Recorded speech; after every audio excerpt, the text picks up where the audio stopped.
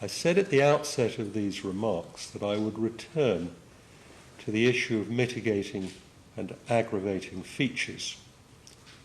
The sole mitigation is that you are effectively a woman of previous good character, although given the gravity of your crime, in my judgment, that entitles you to only a very modest discount. As to aggravating features, there are the following. Firstly, the amount of planning and premeditation that went into this offence, although it is right to acknowledge that this is bound to be an invariable feature of a killing done for gain, and I must avoid double counting in that regard.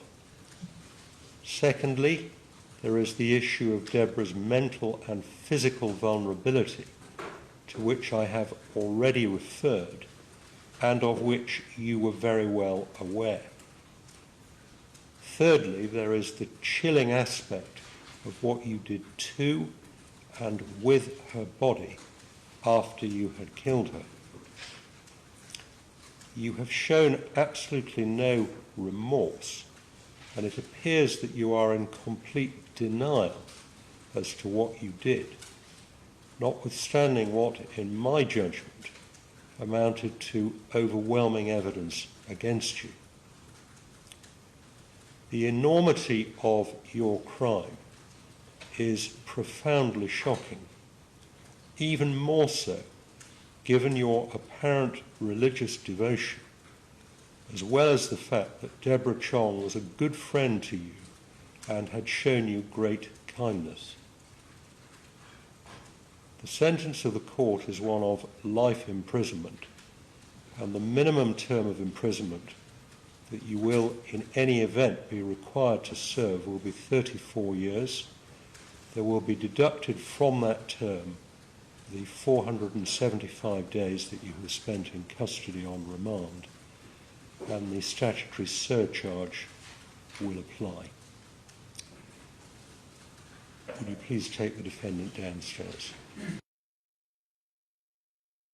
And that was the sentencing of Jemma Mitchell. It's only the second time that cameras have been allowed into the criminal courts in England to cover the sentencing of a convicted criminal, and the first time that it has been the sentencing of a murderer. So Jemma Mitchell sentenced now, we were hearing, to life in prison with a minimum term of 34 years for the murder of her friend Mee Kuen Chong, who is also known as Deborah, and that is how the judge referred to her. That is Mee Kuen Chong, the victim here, 67-year-old, a friend of Jemma Mitchell, who is 38. And the judge said in his sentencing remarks there that Jemma Mitchell went to the home of Mee Kuen Chong in northwest London last year with murder in mind, and she had planned what would unfold. He described there being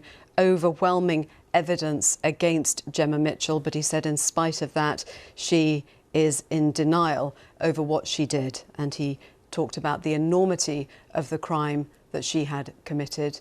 He said she was a friend, and he also referred to Jemma Mitchell's religious beliefs.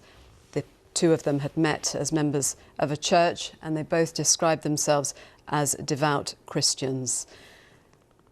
The Judge Richard Marks KC, described Jemma Mitchell as extremely devious, and he sentenced her then to life in prison with a minimum term of 34 years. So it is also a significant moment in the history of the English courts, with that being just the second time that cameras have been allowed inside to record those remarks by the judge and to broadcast them live. It's just been a recent change that has allowed that to happen, and that has been the first time a murderer has been sentenced live on camera in the English courts.